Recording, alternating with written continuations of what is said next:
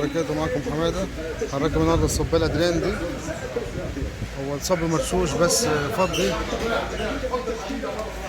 هنركب الار دي عشان على كاسه العربيه، وكاسه العربيه مفيهوش الار سي اللي من ورا ده، دي بتحل مكانه. ووصلت الار سي كهرباء وار سي. هنركب ونرجع تاني. بصوا يا جماعه، ركبت الكابل الكهرباء بتاع الار سي ازاي.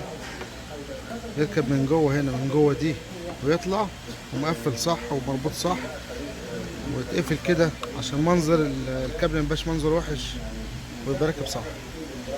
ده شغل ليك انت، وده حاجه في الامان، عشان العربيات هنا بتبقى الموتور هنا بيبقى فيه كميه سخونه جامده، لازم تبقى حاجه مقفله صح عشان ما يحصلش حاجه لا قدر الله.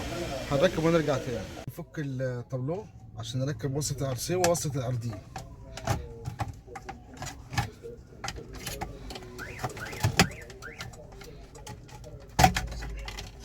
كده لازم نستعمل الحاجتين دول، لازم. انا ما اعرفش اشتغل غير بيهم.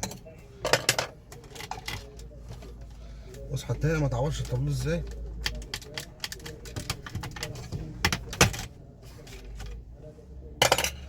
من غير اي تعوير في الطابلو تطلع معاك الحاجه تمام.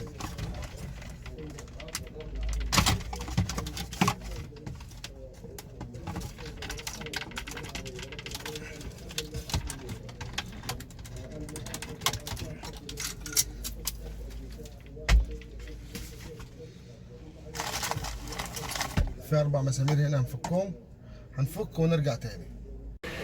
دي وصله اسمها وصله البار انتنا، وده الار دي عشان الكاسيت ما فيهوش الجاكين دول من ورا، ما فيهوش.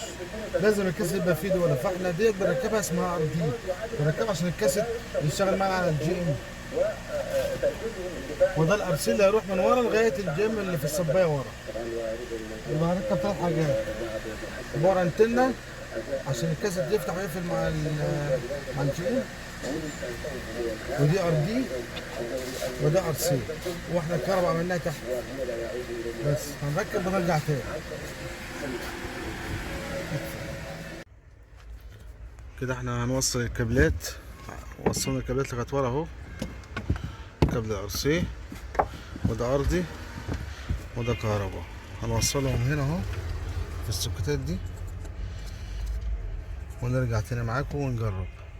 كده احنا ركبنا البازوكا وعملنا لها مفتاح صغير كده عشان يفتح ويقفل من البازوكا براحته على كاسة الوصل بتاع العربية. كان معاكم حماده دي جي.